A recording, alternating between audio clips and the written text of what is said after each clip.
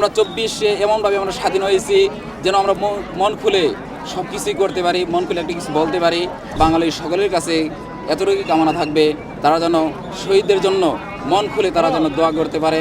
কারণ যাদের জন্য আমরা এই দেশকে পেয়েছি তাদেরকে আমরা মন খুলে দোয়া করব, তাদের জন্য আল্লাহ তাআলা সকলকে মাফ করুক। আমি আসছি টাঙ্গাইল সদর থেকে, আমার নাম মাওলানা জসিমউদ্দিন আল জামি।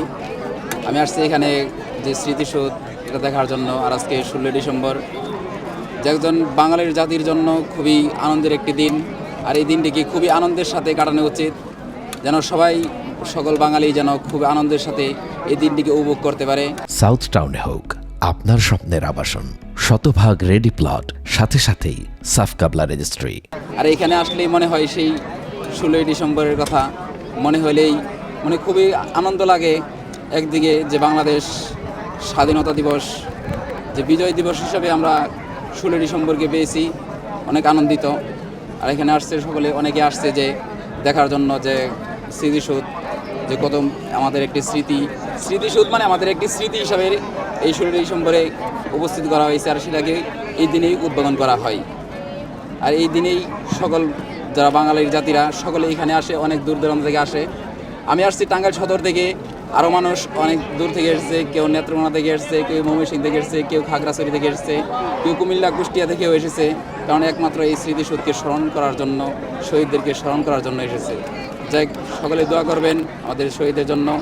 আমরা আসলে তাদেরকে পরিপূর্ণভাবে মর্যাদা দিতে পারতেছি না, আসলে তাদের জন্য মাগফিরাতের দোয়া করি।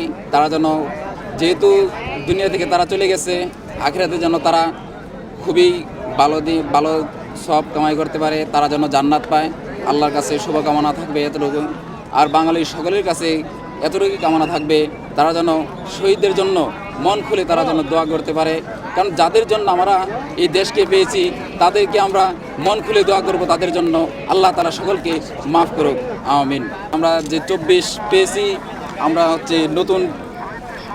নতুনভাবে আমরা স্বাধীনতা এক হিসাবে পেয়েছি, সেটা হচ্ছে 24। আর 1971 সনে যে স্বাধীন করেছিল বাংলাদেশ, সেটা পাঞ্জাব থেকে, পাকিস্তান থেকে আমাদের দেশকে স্বাধীন করা হয়েছিল। কিন্তু আমরা 24-এ এমনভাবে আমরা স্বাধীন হয়েছি যেন আমরা মন খুলে সব কিছুই করতে পারি, মন খুলে একটা কিছু বলতে পারি। আমাদের এতটুকু স্বাধীনতা আগে ছিল না, আমরা এখন বলতে পারি, এখন সব কিছু বলতে পারি, সব কিছু করতেও পারি।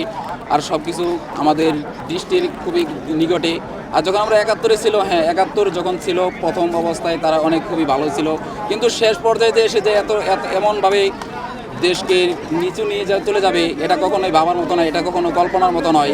তবে এটা স্মরণীয় হয়ে থাকবে যে 25-এর আগে গত 2000 থেকে 2025 সাল পর্যন্ত এতটুকু একটা 25টা বছর খুবই স্মরণীয় হয়ে থাকবে। 1971 সন থেকে এই পর্যন্ত খুবই একটা স্মরণীয় দিন হয়ে থাকবে, যে তারা এই 25 বছরে কি করেছে, আর 1971 সন থেকে 2000 সন পর্যন্ত কীভাবে দেশকে প্রচালিত করেছে। সকলে দোয়া করবেন আমার জন্য। আলহামদুলিল্লাহ, ওয়াকিদুন আলহামদুলিল্লাহ রাব্বিল আলামিন। সকলে আমার জন্য দোয়া করবেন। আল্লাহ হাফেজ।